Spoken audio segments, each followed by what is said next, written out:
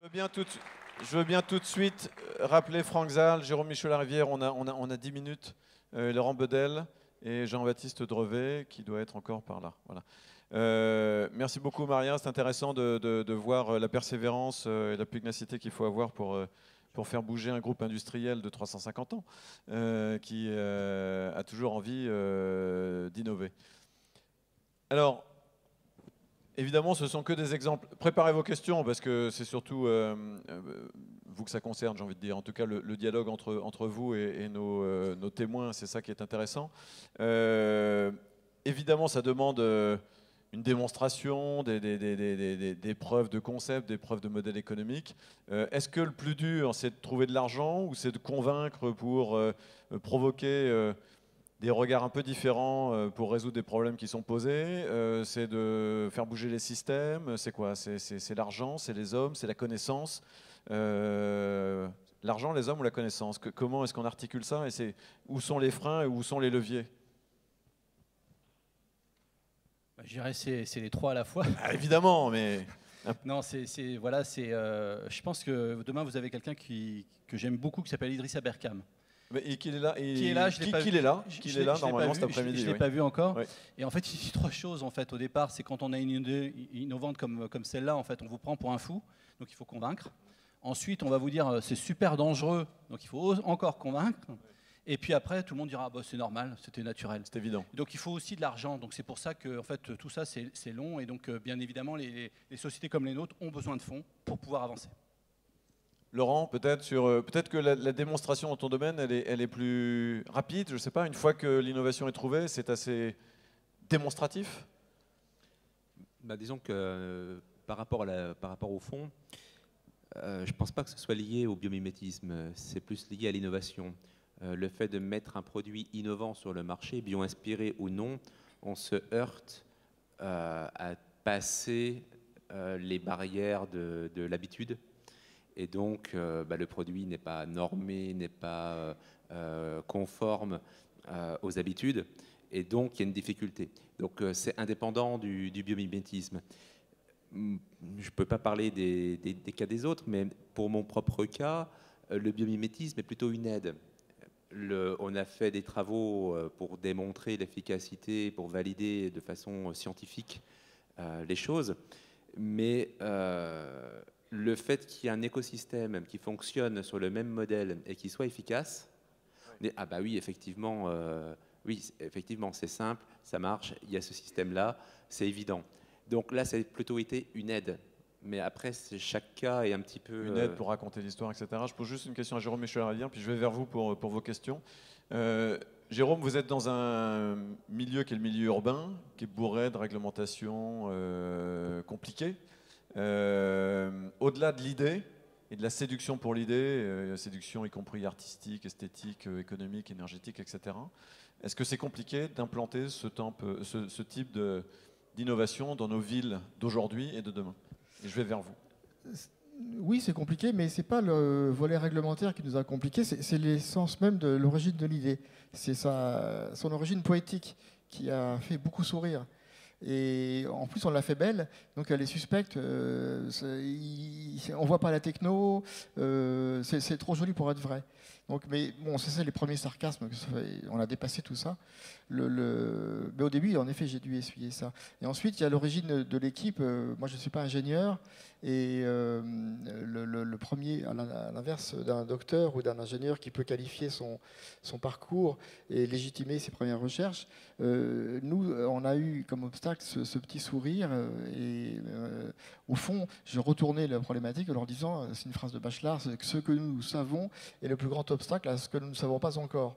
Et donc les sachants sont les premiers experts vers qui on se retourne, et c'est les premiers capables d'innerver les inerties ou de vous opposer des obstacles par leur savoir.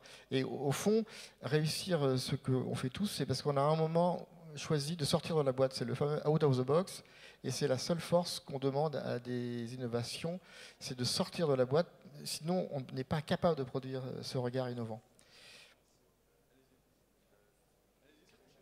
Moi, j'ai une question pour Monsieur Franck Zal. qu'est-ce que vous pensez de brevetage du vivant? Parce que vous avez breveté vos verres. Et est-ce que vous avez mis vos brevets dans le libre ou est-ce qu'il est uniquement privé? C'est juste pour avoir votre avis sur la question, c'est vraiment pas pour juger ni rien, je vous assure. Alors, il n'y a pas de souci. En fait, on ne brevette pas le vivant. En fait, on brevette des applications autour du vivant. Et donc, en fait, nous, ce qu'on a protégé, c'est les molécules que l'on a découvertes, les applications autour des molécules que l'on a découvertes, les formulations des produits, etc., etc. Donc, bien évidemment, on n'a pas breveté le vivant. Par contre, ce qui est intéressant, c'est une question aussi qui revient souvent, c'est, moi, je viens du CNRS, et souvent, j'entends, mais vous exploitez des découvertes du CNRS. Oui, c'est vrai, j'exploite des découvertes que j'ai trouvées quand j'étais au CNRS, mais il faut savoir qu'il y a un retour financier vers l'organisme de recherche publique quand le produit arrivera sur le marché. Donc pour moi, c'est vraiment un cercle vertueux. Oui, bonjour, Eric Imbert du pôle de compétitivité Uptex. Je voulais m'adresser aux 3 PME qui nous ont présenté donc, des produits très, très concrets. Est-ce qu'au-delà d'être bio-inspirés, les produits sont également éco-conçus et qu'en est-il en fin de vie au niveau du recyclage de ces produits? Merci. Peut-être par exemple les structures métalliques, pardon Laurent, mais les structures métalliques côté arbre avant et les structures métalliques e-l'énergie qu'on a vu immerger. Oui, alors l'acier n'est pas un mauvais produit, hein, son bilan carbone n'est pas nul, il y a des matériaux beaucoup plus énergivores. On travaille néanmoins à des inspirations différentes, bien sûr le bois. Pour les feuilles qui sont aujourd'hui biosourcées avec 30% de chanvre, on a aussi des possibilités de fibres naturelles sur lesquelles on travaille. Donc bien sûr, notre objectif, c'est d'aller beaucoup plus loin, mais il faut simplement commencer, et l'acier, pour nous, a été le meilleur moyen pour commencer, et très vite, on passera à des matières plus nobles en ce sens. Alors, éco-conception, analyse de cycle de vie, c'est un point important parce que la bio-inspiration et l'innovation bio-inspirée ne se dédouanent pas de la mesure d'impact global, et notamment en éco-conception ou en analyse de cycle de vie. Donc, nous, par rapport à notre activité, le côté polluant, c'est l'émission de COV dans l'atmosphère et le risque accidentel sur le site où on va placer les produits. Donc par là, le produit déjà réduit fortement les impacts qui sont, parce que le but du produit est de réduire justement des impacts. Donc après, les impacts propres au produit, hein, parce que sur le cycle de vie, ça dépend où est-ce qu'on va placer les frontières du cycle. Si on regarde uniquement le produit, les impacts sont relativement faibles en fin de vie, vu que la question était posée. Ouais.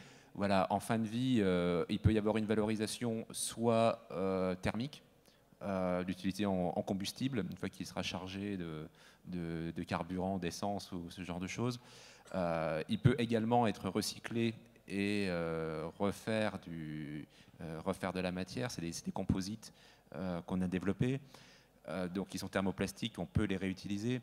Maintenant, le coût de collecte s'il faut faire rapatrier des produits qui sont installés à Taïwan, en Angola ou au Nigeria, les rapatrier en Europe pour les broyer, pour ensuite les recycler et en refaire quelque chose, le coût énergétique sera important. Donc techniquement, c'est faisable. La meilleure solution en fin de vie, à mon sens, aujourd'hui, c'est une valorisation thermique, même si on va émettre un peu de CO2, parce que ce n'est pas sur des matériaux biosourcés, mais dans tous les cas... Oui, le traitement en fin de vie pose sur aussi une question d'analyse globale de l'impact. Sur la durée de vie du produit, les impacts que le produit aura évités en termes de relariage de COV, qui seront beaucoup plus impactants que le dioxyde de carbone. Ok, voilà. Oui. Monsieur Drevet, peut-être juste la membrane ou la structure, enfin juste un mot sur l'analyse globale, l'éco-conception ou le traitement en fin de vie. Oui, ça c'est un objectif. Et, en fait, je travaille avec l'IFREMER, donc en partenariat, qui a aidé à mariniser l'idée. Et l'IFREMER, il y a un département composite qui travaille sur des composites recyclables, qui sont aussi mis en œuvre par Multiplast, donc fabricant de bateaux, de vannes. Donc c'est aussi un aspect qui est pris en compte. Par ailleurs, là, le support qui généralement est métallique, le projet c'est de le faire aussi en composite recyclable. D'accord. Bon, écoutez, on prend une dernière question et après on vous libère pour une pause avant d'enchaîner avec une table ronde de chercheurs. Bonjour, Jean-Claude Damien. Finalement, la même question s'adresse à deux des orateurs qui ont présenté des machines qui utilisent des courants, des circulations de fluide. Vous nous avez dit les conditions de fonctionnement pour les basses vitesses. Quel est votre commentaire sur la résistance de ces machines pour des grandes vitesses? Bon, sauf erreur de ma part, une autre machine d'une technologie totalement différente de celle de M. Drevet a vu sa vie écourtée par une tempête dans le nord de l'Écosse. C'était le caisson Osprey. Il a été cassé par la tempête. Merci. Alors, qu'est-ce qui se passe en cas de cyclone? Non, je plaisante. Mais qu'est-ce qui se passe? Il y a beaucoup de vent ou beaucoup de courants marins? En fait, il y a beaucoup de machines qui ont été détruites, mais des machines qui sont sur support flottant.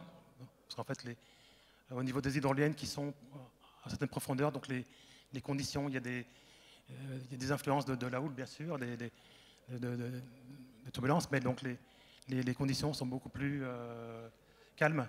Par ailleurs, nous ne souhaitons pas aller dans des zones comme le raz Blanchard, des zones très, très énergétiques, où même les cailloux arrivent à voler et à aller impacter les machines. Donc vous évitez, en gros, pour éviter le problème, vous évitez la zone. Oui, en fait, il y a très peu de zones, et là où il y a des gens qui ont des besoins en énergie hydrolienne, c'est souvent dans des zones où des courants relativement moyens. Donc, Mais la machine ne se met pas je sais pas, en défaut ou en orientation contraire. Je sais pas, j'ai vu des choses comme ça aussi. C'est pas le cas. Donc la machine suit la direction du courant. En plus, notre machine, donc elle est dans sa longueur, elle a un pilotage actif, donc qui permet, entre guillemets, dès qu'on est dans des déplacements, on récupère l'énergie, même par le passage de houle au-dessus de la machine. Donc il y a un pilotage relativement intelligent du système. Monsieur Michel-Rivière. Pour ce qui nous concerne, c'est un frein électromagnétique qui vient mettre en sécurité la machine à une certaine vitesse de vent. C'est 16 mètres secondes pour nous, donc ça fait à peu près 76 km/h. Et à ce moment-là, la feuille est freinée d'abord, amortie, puis bloquée. Donc avec la poussée du vent qu'elle a à supporter, et ça c'est très facile à faire. Ok, bah écoutez, un grand bravo et des applaudissements nourris s'il vous plaît pour nos 5 intervenants. Merci beaucoup. Merci beaucoup.